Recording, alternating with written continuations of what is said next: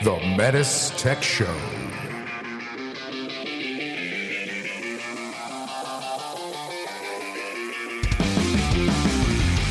Welcome to the Metis Tech Show, a show for HVAC professionals by HVAC professionals. I like how you guys bounce back and forth between heat pump talk and food talk. The Metis Tech Show. Mitsubishi.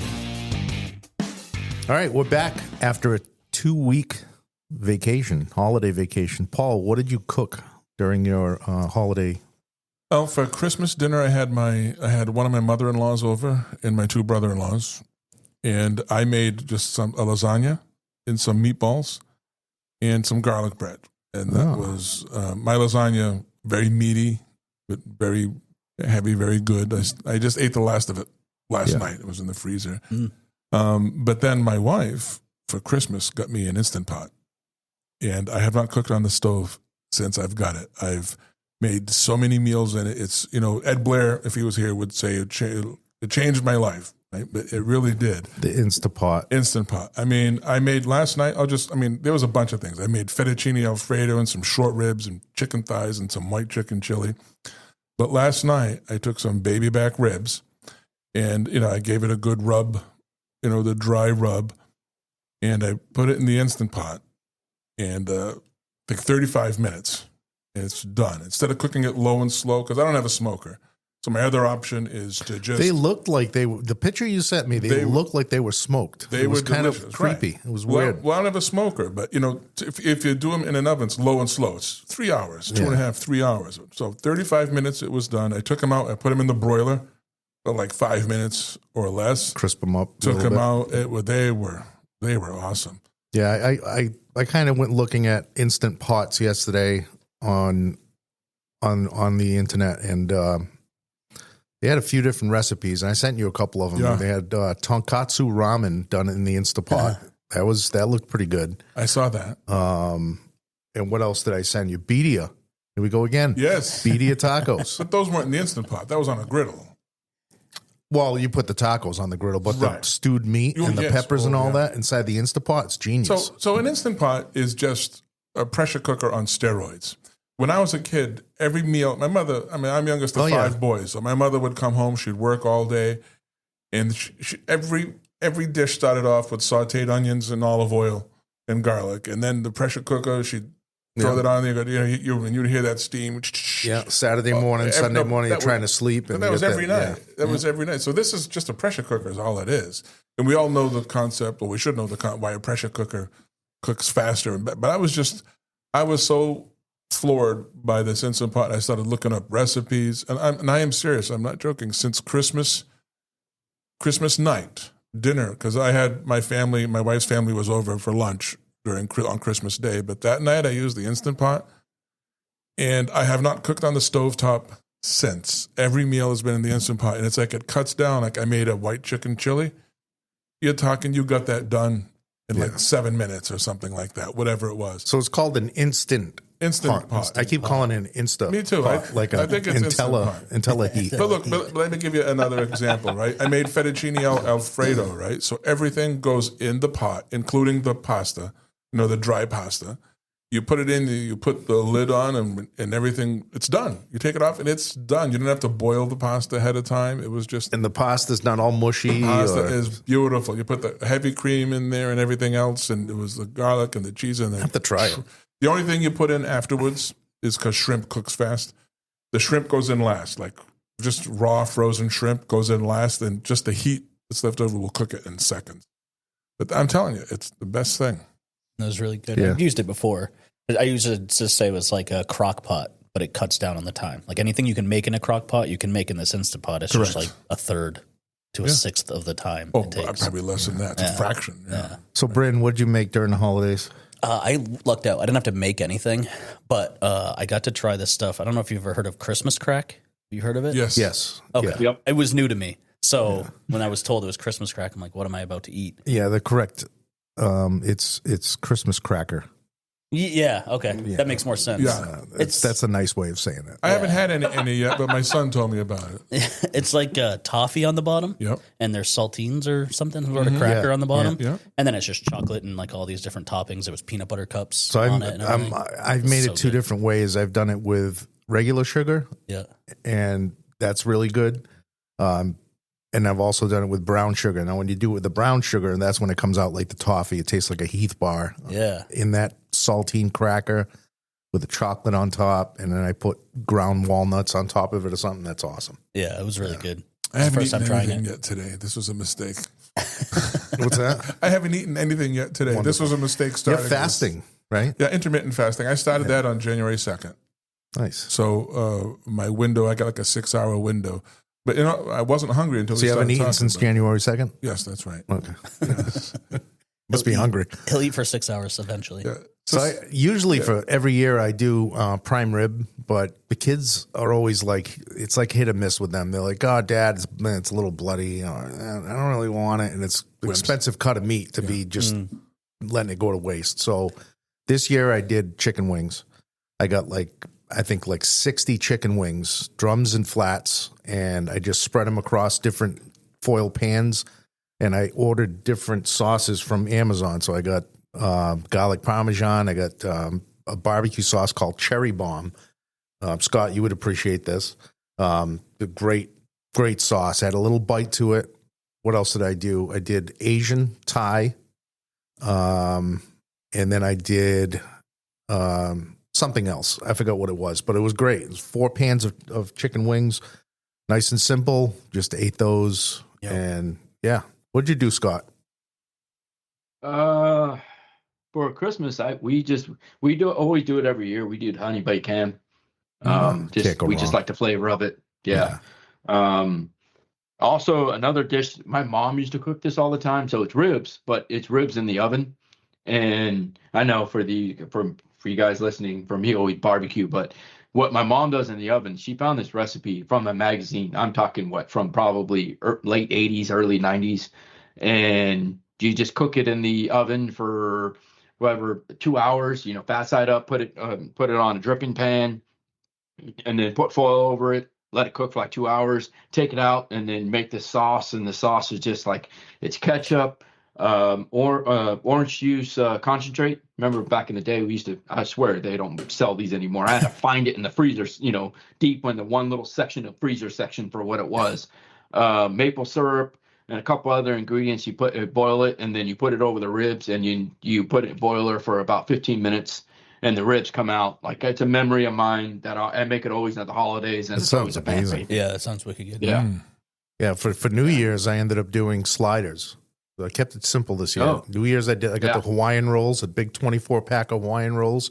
Got 2 packs of those, and I did 24 steak and cheese sliders and 24 cheeseburger sliders with bacon jam. Nice. And And I started cooking it at 8 o'clock at night on New Year's. And the kids are like, "Oh, Dad, when we eating?" I'm like, "Just going to be up all night anyway." So, yeah, they were, half of them were gone the first night, and then they just slowly went from there. But yeah, they were really good. You guys ever get Chinese food on Christmas Day? No. So I was at the Chinese Right. restaurant on New Year's Eve, Yeah. and it New was Year's Eve for me. total Madhouse. pandemonium. Really? It was just insane. People Yeah. were coming in upset that there was a 2.5 hour wait for food. Yeah. They wanted to order on the spot, and I'm like, "Where have you been living? Like, this is, you don't do that." And they were upset with the restaurant. And I'm like, Christmas Eve, I take Chinese takeout. Yeah. And then Christmas Day, that's when. I used to have a tradition where on Christmas Day, I would actually go for a drive somewhere, like and stay at a hotel, like whether it was the Cape or Rhode Island or something. I'd go and stay somewhere and then hang out at the hotel all day, eat Chinese food. And that was like my Christmas. That's what I used to do. It was like my little tradition. Yeah. But I don't do that anymore, but I did do Chinese food on Christmas Day for dinner. nice. Yeah, it can't go wrong. No, It's so good. Chinese foods. Did you actually know that like New England and particularly like Massachusetts is like known throughout the country yeah. for their Chinese food? Especially my area. And I'll be the first to say the fried rice is different than anywhere else in the country. 100%. And the dried noodles that the chow mein is made with comes from Fall River, Massachusetts. I had no idea. Yes. So those noodles, that's why you can't get those noodles anywhere else. Well, you can, but they get them shipped in, and it's like there is actually a shortage right now. I know this because I'm friends with the people at the Chinese restaurant, so they fill me in on all this stuff. That's amazing. But yeah. But anyway, let's move on. Welcome to the Metis Tech Show 2025, and we are ready to roll out a new. Is it a new product? It is. New products. Well, yes, it is a new product. But welcome back, everybody. I hope everybody had a nice Christmas and a Happy New Year. I hope this year is good for everybody. It's certainly going to be good for us.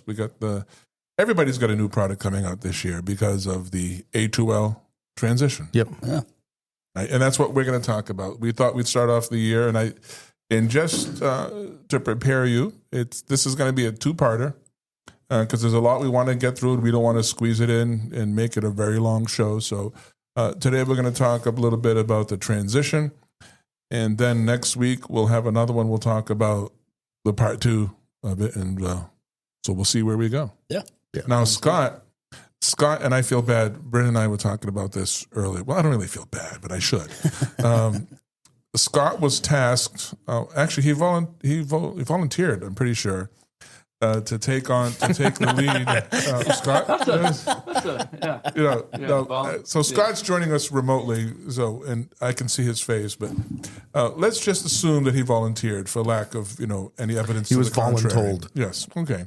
That's the word I was looking for there, Steve. Yeah, but he took the lead. We had his classes covered for a while, and he took the lead. We're making sure the equipment came in, and we updated the courses. So our new A2L M&P Essentials course starting in January, we'll have that rolled out.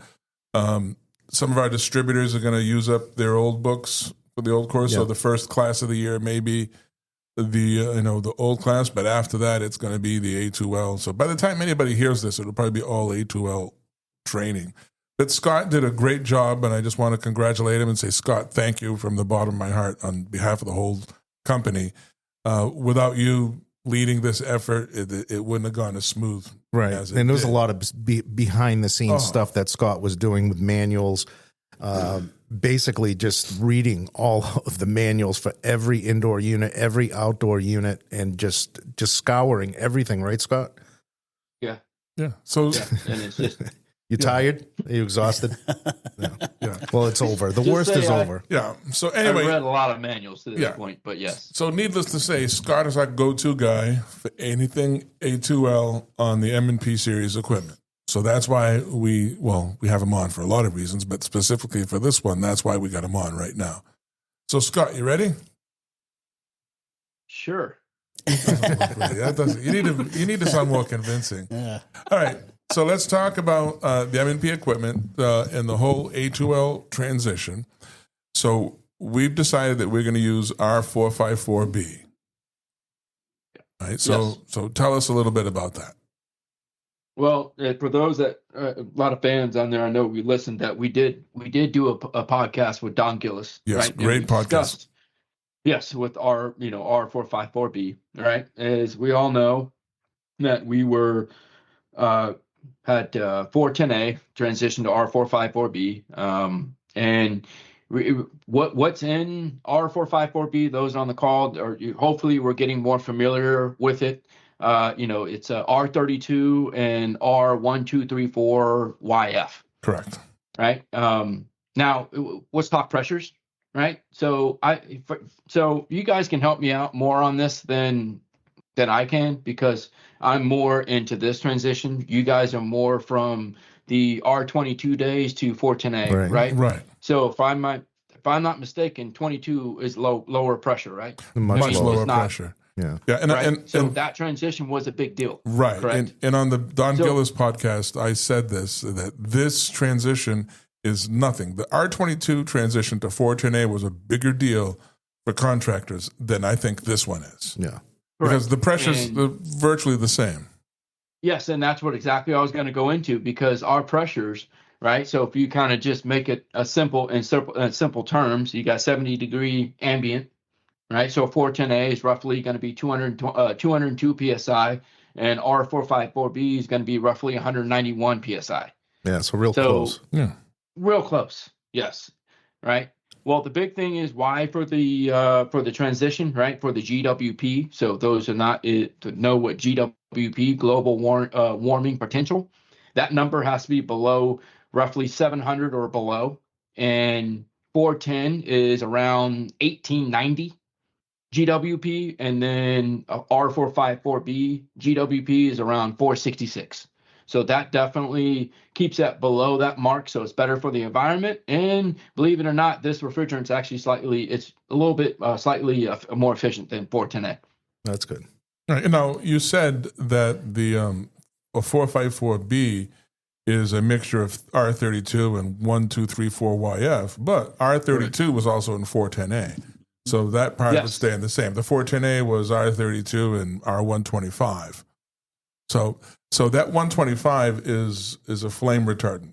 So they took that out. That's kind of ties into why it's considered what was hurting the environment. Yeah, that's why it's considered almost flammable is what I'm going to call it. You know, it is technically flammable, but the chances of it igniting an analogy I've heard is it's about as flammable as green firewood. Yeah. You chop down a tree and try to light a fireplace with it, and that's what. Yeah, because past refrigerants are also flammable as well. Correct. It's just trying to get them to ignite is almost virtually impossible. Right. Yeah. Yep. So what happens? I'm sorry, Scott. Go ahead. You were going to say something? No, I said the best analogy is if it's more dangerous to have a gas grill in your home than it is to have. Well, that's the thing. People get all bent out of shape. Let's take a 30-pound tank of propane and put it right next to the house. That's okay, but you know. Exactly. So what happened with this on January 1st? So we're in the first week of January now. So January 1st, what took effect? We'll be right back. Hey, listeners, if you like the Metis Tech Show, you should check out our YouTube channel called the Metis Training Network. That's METUS Training Network. Head on over to the Metis Training Network for tons of videos and programming made for HVAC professionals just like you. We've got technical training tips, HVAC program updates, and episodes of our new HVAC talk show called The Comfort Zone. Of course, you also get to catch up on more episodes of the Metis Tech Show as well. Head on over to YouTube and subscribe to the Metis Training Network today. Now, back to the Metis Tech Show. All right, so what took effect is that we can no longer import 410A equipment. So going forward now, but we can, if we still have 410A equipment in our warehouse, we can still sell it and we can still install 410A equipment if it's available. Right, for the remainder of 2025. Yep, for the remainder of this year, correct. Yes. And then now we have, and then with obviously with the new, within January 1st, 2025, that we can start selling, which we can before, but with our A2L R454B equipment. All right. And I know we get this question a lot. I've gotten this question about a dozen times already. But what about parts, replacement parts? Parts will still be available. Yes. Even indoor heads will be available. Just think of it because they are shipped dry, right? So those will be available. So parts will be available for the X amount of years so we can support the 410A equipment. Excellent. All right. So Scott, what's changing with the A2L equipment? What are some of the big changes? Well, the big thing is mitigation. Probably the biggest one I would want to go into. But before we go into mitigation, we need to talk about concentration of room size, right? So with A2L, there's requirements depending on where you're going to install your indoor unit.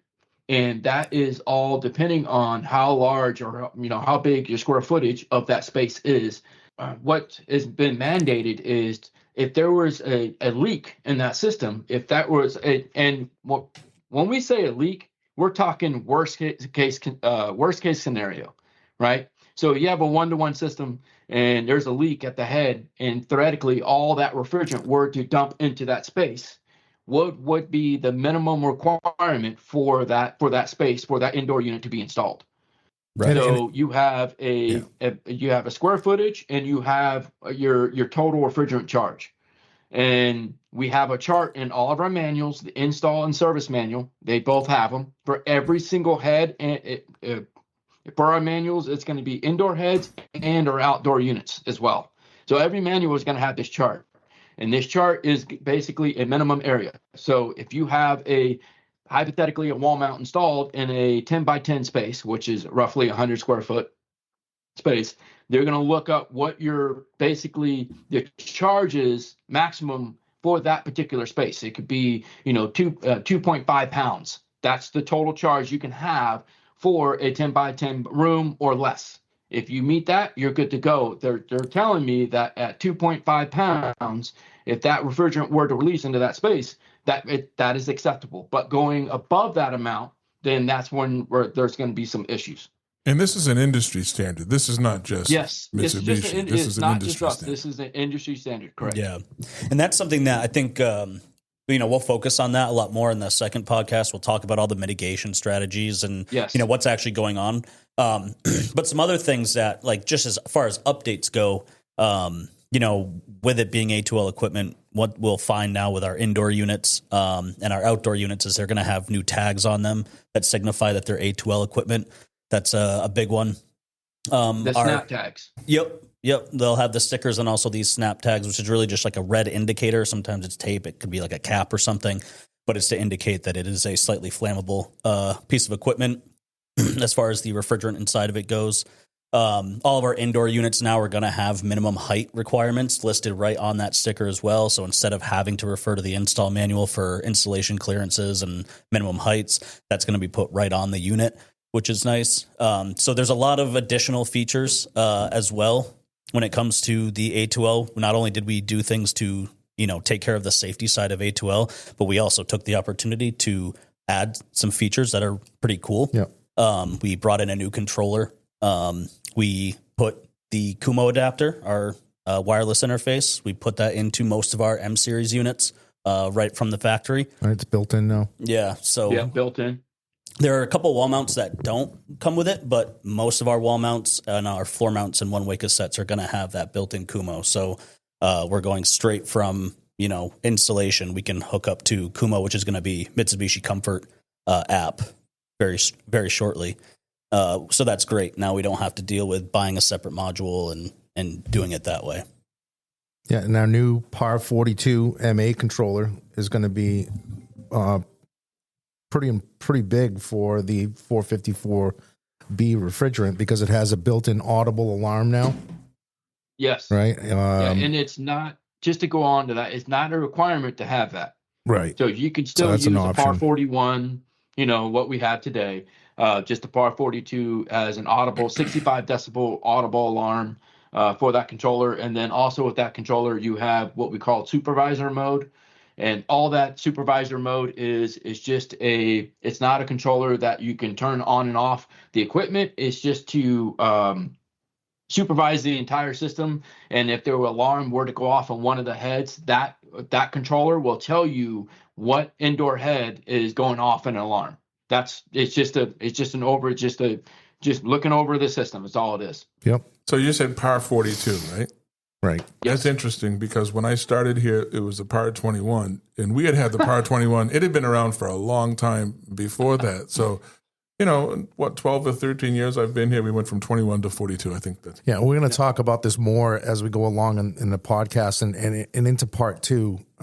But not all indoor units come with refrigerant sensors in them, right? So our wall mount units, for instance, do not have refrigerant sensors out of the box unless they're installed on a smart multi. And again, we're going to get in depth into that. So that's what to expect with our indoor units.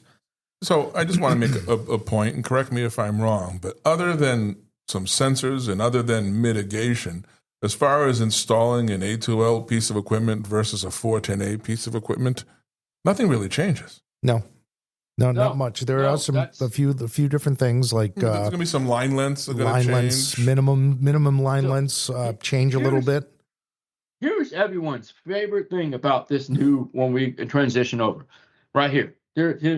For those that are listening, if you guys install a lot of ported systems, you should have the biggest smile on your face right now because all ported systems come pre-charged for total line set. That's I heard that. That's amazing. Nice. And that's one of our biggest sellers with are the ported units. So whatever refrigerant it comes with, that's the refrigerant you're using, whether it's long line lengths or short line lengths. No additional charge if I'm doing a ported system, period. And you do not have to. I have gotten this question a couple times already. You do not have to remove any refrigerant if you're using a shorter line set than what it is. Just wanted to relay that information. That's really good. That's gonna make some people happy. Now, I did notice in the service manual or installation manual, there is a need for mufflers to be installed to cut down on noise. Yes, right? so that muffler is only for a ported 2-port when you have an SLZ attached. Okay. That's it. And that's just to reduce noise. Okay, so let's talk about mufflers because there are some things changing. And is it, so let me go into this now, Steve, because my brain's all over the place just because what I've learned with A2L. So to your point, yes, when you have like a MXZ Smart Multi 3648 non-hyperheat, that you will be installing a muffler to the MXE 3648 models. It does come bundled with the unit. It is not going to be an accessory. It comes huge. Bundled with the unit. Yes. What about the MFZ attached to an SUZ 15 or 18,000? Correct. That's another scenario. Another one. And see, this one's a kicker because at this time it's not mentioned in our manual, which is being currently updated, but we're trying to get the word out there that yes, so that's another thing, you guys listening to the call, that the MFZ, right? That's our floor mount, typically a 1-to-1, that would be outdoor M series, right? On R410A. When we go transition over to A2L to R454B, that's being connected to a MFZ to a SUZ. So when you're connecting to a floor mount MFZ to an SUZ 15 and 18 models, we're asking you're going to use to install a muffler as well. So some other changes to the equipment, you're going to see increased line lengths, increased piping lengths on some of our systems.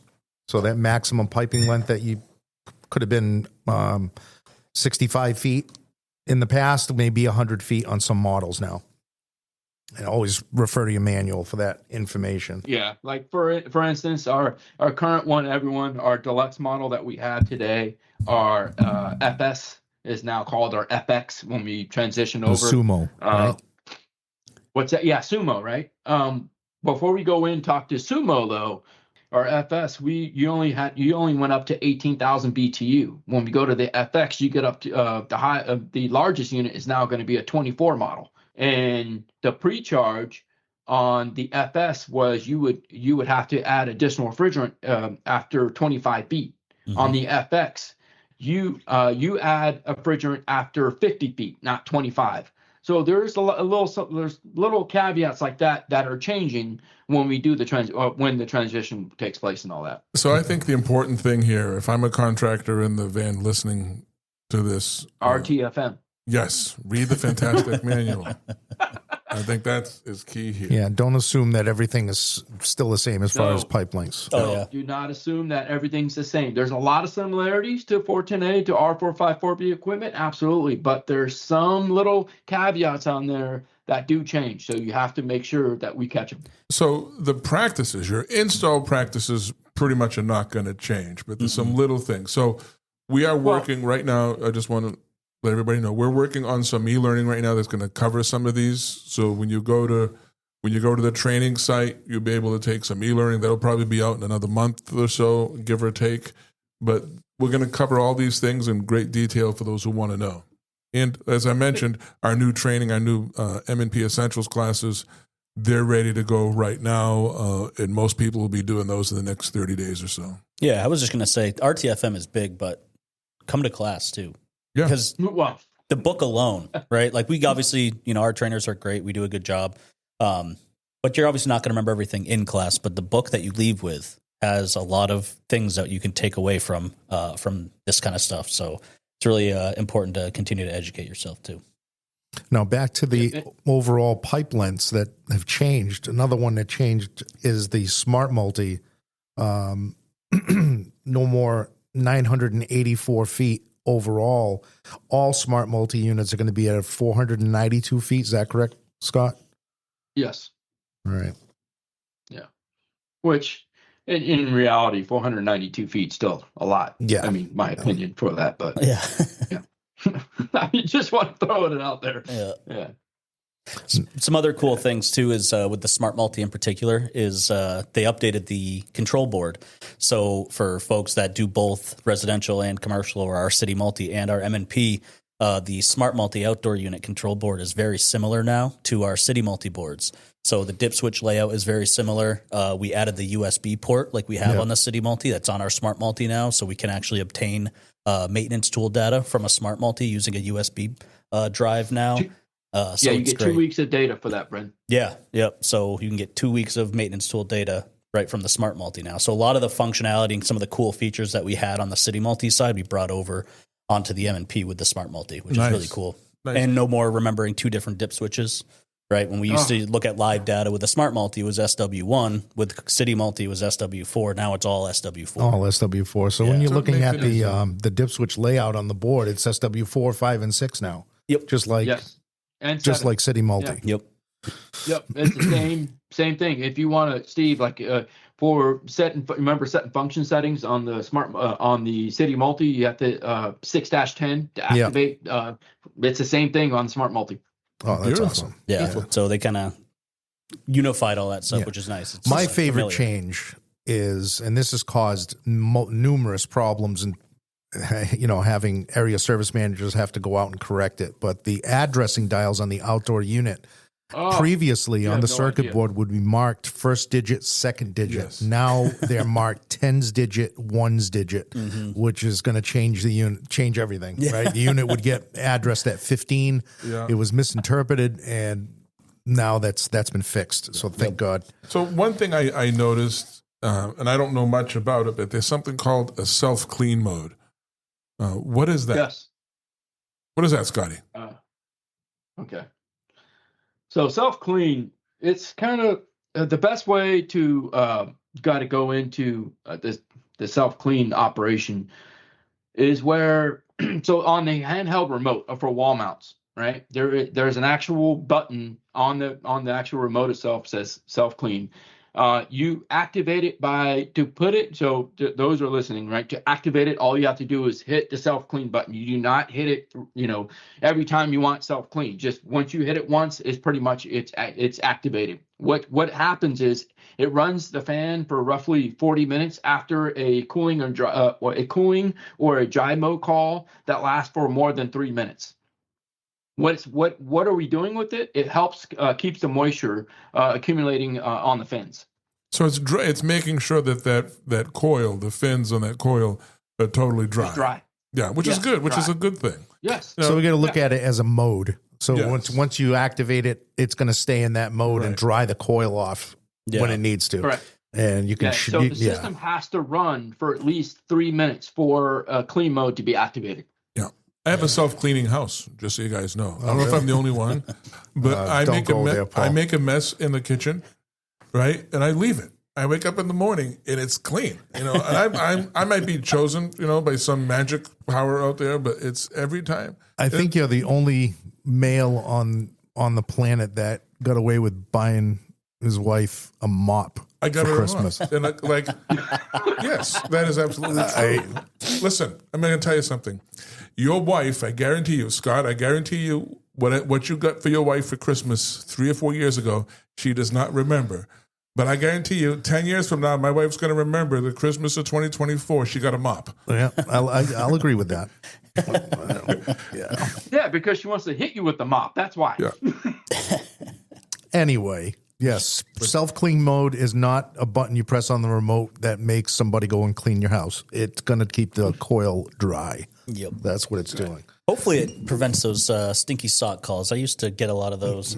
Didn't matter the brand, but every once in a while you'd get the wall mount that smells when it runs. And I think that's, this helps address that because it's keeping moisture out of that system when it's not running. And it's keeping that coil dry. And if it calls for dry or cooling again, it's just going to activate again and then wait the 40 minutes. So I think it's a good thing. So because we were just talking about the Sumo, we should probably talk about some of the updates to the Hyperheat. Correct. Yeah, this is a pretty incredible little. I call it little.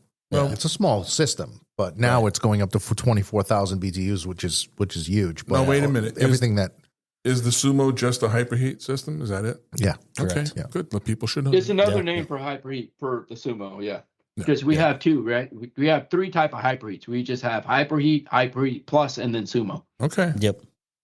All right. Yeah. So typically and traditionally, our standard hyperheat was 100% capacity down to 5 degrees, and it would guarantee operation to -13. The Hyperheat Plus was 100% to -5, with guaranteed operation to -13. But now with our Sumo, we're 100% capacity down to -10 degrees with guaranteed operation to -22. Wow. So, we're slowly solving that problem of, our location where it's not always, but sometimes we get down that low. Smart Multi changed a little bit too with the Hyperheat. Yep. Oh, wait a minute. I've never seen -22. You ever seen -22? Without a but wind chill. No, 100% capacity at -10. Right. But when we're talking, let's be clear, we're talking without a wind chill. Because I've been in -20s wind chills. Yeah. But this is just dry bulb temperature. Yep. Nothing to do with the wind chill. That is amazing.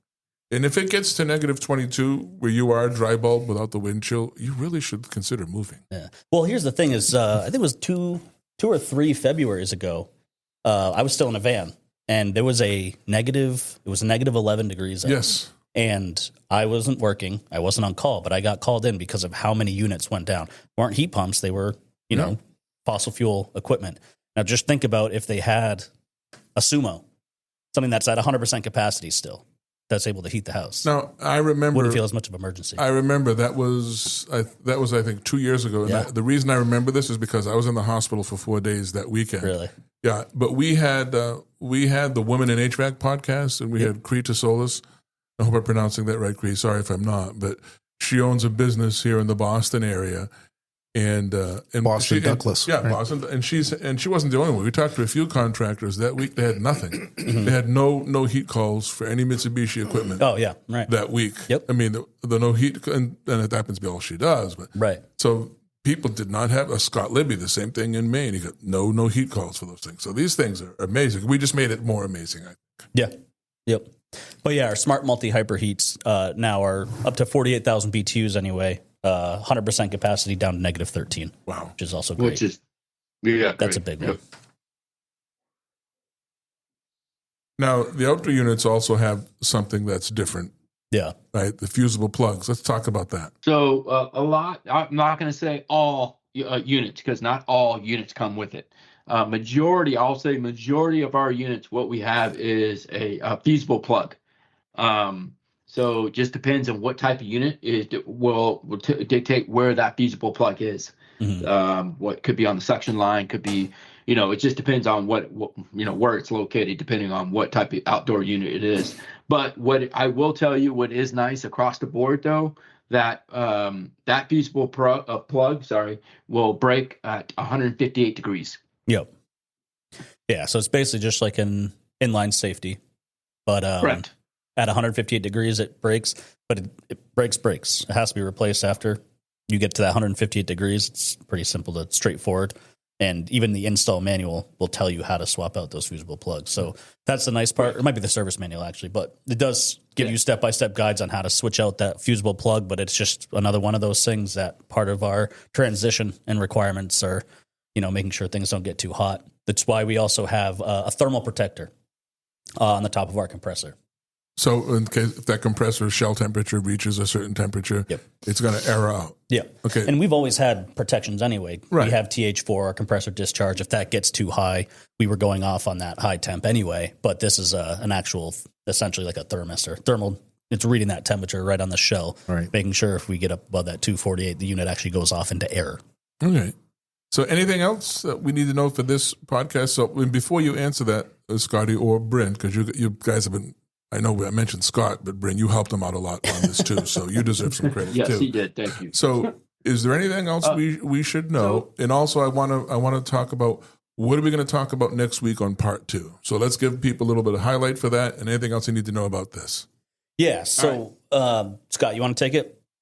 Well, before we go into next week, I want to go into your point, Paul, because I know we're going to have some questions about installs and whatnot. You always talk big on this too, Paul, is, what's required and recommended, right? So, I've gotten questions on, pressure testing. I got talked on, are we still pressure testing 600 PSI? Are we still doing the micron test? Are we still doing, brazing? Can we still braze? Because, A2L, whatnot. Yes, because what we were doing before was what we call best practices, right? Correct. So those Right? best Now practices is now. Right. Yes, but best practice that we pressure test to whatever I know there was whatever the code is to pressure test at a certain PSI. Ours is 600, 601 PSI to be exact. And then micron test for us, and then brazing we always want to purge with nitrogen. That was always best practice. Going now with the transition to A2L, that best practice is now moved into required. Okay, so for doing those things. I'm glad that you said that, because I want to go back and revisit something that I said a little while ago. When I said that the installation is going to change very little, that's assuming that you are following these best practices, right? Which you should have been doing, and hopefully people who listen to this podcast are doing that. So those, what we call best practices, are now requirements. And to your point, Scott, with those steps that you just mentioned. So I just want to make that clear. Yeah. But there's no changes. There's no changes of like what we used to. We're still pressure testing 600 PSI. We're still doing the evacuation test in micron. All that. So nothing's changing on that. Yeah. One addition that we found with when we installed the units here in Boston is the refrigerant tanks themselves and recovery tanks were reverse thread. Correct. So there was some, for me anyway, it's been a mystery which ones were going to be. Was it just the recovery tanks? Was it going to be the charging cylinders too? Like what's the deal? So we found out the charging cylinders as well as the recovery tanks are reverse thread. So one thing you might want to get ahead of the game on before you go installing these is get some adapters. Because here's the thing. There are some manufacturers out there, equipment tool manufacturers that are making reverse thread hoses. Correct. The problem with that is that our equipment is still traditional thread. So our equipment, we still have traditional thread. All of our service ports are still your traditional thread style. So if you get those reverse hoses, they're not going to work on our end. I thought those reverse hoses were just the center hose. The charging hose was just reverse thread, but the high and low side hoses was still standard. Traditional. That would be perfect. That was my understanding. And even then, you would probably still need the adapter for the charging cylinder. Yes. So the biggest thing is whether you change your hoses or not, whether you get the reverse thread hoses or not, get the adapters, because the adapters are going to make everything easier. You don't have to go updating absolutely everything. I thought it was just the center hose that was the reverse. That was the reverse threads. Everything which would help for the same. recovery. But you know what? But get that ready. And make sure you have the right tools. So we had Andrew on from NAVAC. And he explained to us that, I think he mentioned this, actually no such thing as an A2L rated, a vacuum pump rather. Right. So keep that in mind, but let's just make sure you have the right tool, because there are certain things you want to make sure you have brushless motors and everything else, and nothing's going to have a spark, no source of ignition. So, and if you've bought this in the last few years, it's already good enough anyway. Right. So just make sure you got all the stuff that you need. Yeah, and reach out to your distributor, and they should help you set you up with all the right tools you need. And we're going to talk more about this next week, but I get this question in class all the time, because a lot of manufacturers are doing the same thing. That they're installing shutoffs on the units, so solenoid shutoffs that'll isolate the refrigerant into the outdoor unit. The only system that we're looking at with solenoids or automatic shutoffs is just the Smart Multi. And we're going to talk about operation and all of that on the next episode. Yeah. So what we'll probably do with the next episode is we'll talk about the different applications, because it could be a one-to-one, it could be ported, it could be Smart Multi. What's different, what we have to do, what the differences are. We'll get more into the refrigerant sensors and talk about that kind of stuff. This was, to me, more like, hey, here's our A2L. Here's the updates. Here's all the new cool stuff. Here's also the stuff we have to pay attention to. Next one, we'll get really into the nitty-gritty about what actually is changing when you are doing that install. And by the way, these things that we're doing, the mitigation and the solenoids, these are industry requirements. It's not something that we're doing. But in my opinion, If we did nothing, if we kept everything the same as with 410A, it probably wouldn't be an issue. But they're doing this as, I'm going to call it, an overabundance of caution. Yeah. Right? That's why it's being done. And let's be clear. I'm not saying you don't have to do any of these things. I'm saying the manufacturers, we're required to do these things. And I think it's just let's better be safe than sorry, because the chances are still slim. The A2L, that L means it's lower. It's flammable, but it's a very low flammability. Yeah. Well, and think to about your it. point, Paul. It's been around for quite a while. It's in Europe. Yes. So it's not like this is new to us. Yeah, and they're using propane, and I'm hoping it comes here someday. But they're using propane as a refrigerant in Europe, just straight to R290. It's very efficient. Yeah, it's very efficient, and it's a natural refrigerant, right? But there aren't things blowing up left and right. And somebody brought it up earlier. The propane tank on your gas grill is right next to your house. And people are okay with that. We also have service technicians. We drove around in a big bomb for years. Yeah, exactly. Right? We got B tanks, C tanks. We got this, that, whatever. And, refrigerants in there, phosgene gas ready to go. Yeah. I mean, think about it this way, like a gas furnace. There's still gas furnaces out there that have standing pilot. Yeah. And with a thermocouple. And if something goes wrong with those, there's more risk for something catastrophic to happen. And then they upgraded to these high efficiency furnaces, and there's tons of safeties, and there's proving switches, and there's flame sensors, all these rollout switches and it's all just additional safeties to make the exact same combustion happen, just safely. So same thing's happening here. We add safety devices to make sure that in the worst case scenario, absolutely worst case scenario, something catastrophic doesn't happen. So I got a trivia question for you. Okay. The MC tank and the B tanks. You know what that comes from? Why it's called an MC and a B? I knew this and I forgot. No. Okay, motor car and bus. Yeah. So when back in the early days of automotives, the headlights were gas lamps. Oh, okay. There were gas flames at the headlights with little mirrors behind them. And so the B tank was a bus. It's the bigger tank. And the MC was the motor car. It was a smaller tank. That's the size of the tanks. That's where they come from. Interesting. I'm full of useless knowledge. Yes. Interesting. Amazing. That's interesting. And now we know. Yes.